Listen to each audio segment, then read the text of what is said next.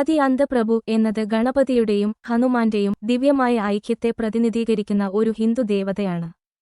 തടസ്സങ്ങൾ നീക്കുന്നവനായും പുതിയ തുടക്കങ്ങളുടെ പ്രതീകമായും ഗണേശന്റെ പങ്കിനെ ഹനുമാന്റെ ശക്തി, ഭക്തി, അമർത്യ എന്നീ ഗുണങ്ങളുമായി ഈ അതുല്യ രൂപം സംയോജിപ്പിക്കുന്നു. ആദ്യന്തപ്രഭുവിനെ ആരാധിക്കുന്നത് എല്ലാ ശ്രമങ്ങളുടെയും ആരംഭത്തിനും പൂർത്തീകരണത്തിനും അനുഗ്രഹങ്ങൾ നൽകുമെന്ന് വിശ്വസിക്കപ്പെടുന്നു. ആദ്യന്തപ്രഭു എന്നാൽ ഉത്ഭവമോ അവസാനമോ ഇല്ലാത്ത ഭഗവാൻ എന്നാണ്. വേദങ്ങൾ പ്രകാരം ഹനുമാൻ ചിരഞ്ജീവിയാണ്. ശിവന്റെയും പാർവതിയുടെയും മകനായതിനാൽ ഗണേശൻ രണ്ടുതവണ ജനിച്ചു.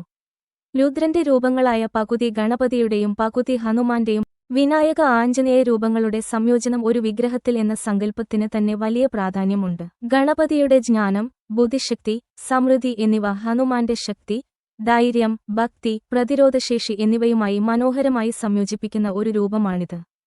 ഈ പൂരക ദിവ്യഗുണങ്ങളുടെ ഐക്യത്തെയും സന്തുലിതാവസ്ഥയെയും ഇത് പ്രതിനിധീകരിക്കുന്നു.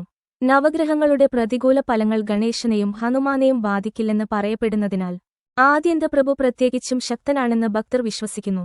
ജ്ഞാനത്തിന്റെയും ശക്തിയുടെയും ബുദ്ധിയുടെയും ഭക്തിയുടെയും ഐക്യത്തെയും തുടക്കം മുതൽ അവസാനം വരെയുള്ള എല്ലാ കാര്യങ്ങളും സംരക്ഷിക്കപ്പെടുന്നു എന്ന വിശ്വാസത്തെയും ദേവത പ്രതീകപ്പെടുത്തുന്നു. നമ്മുടെ ആരാധന ഗണേശനിൽ നിന്ന് ആരംഭിച്ച് ആഞ്ജനേയനിൽ അവസാനിക്കണം എന്ന സത്യം അതിനെ ശക്തിപ്പെടുത്തുന്നു. പുതിയ സംരംഭങ്ങളിൽ അനുഗ്രഹത്തിനും വെല്ലുവിളികളെ മറികടക്കാനുള്ള ശക്തിക്കും വേണ്ടി ഭക്തർ ആദ്യന്തപ്രഭുവിനോട് പ്രാർത്ഥിക്കുന്നു. അറിയപ്പെടാത്ത ഒരു രൂപമാണെങ്കിലും ചെന്നൈയിലെ വില്ലിവാക്കം, ബാംഗ്ലൂരിലെ ഉത്തരഹള്ളി എന്നിവിടങ്ങളിൽ ആദ്യന്തപ്രഭുവിന് സമർപ്പിച്ചിരിക്കുന്ന ക്ഷേത്രങ്ങളുണ്ട്.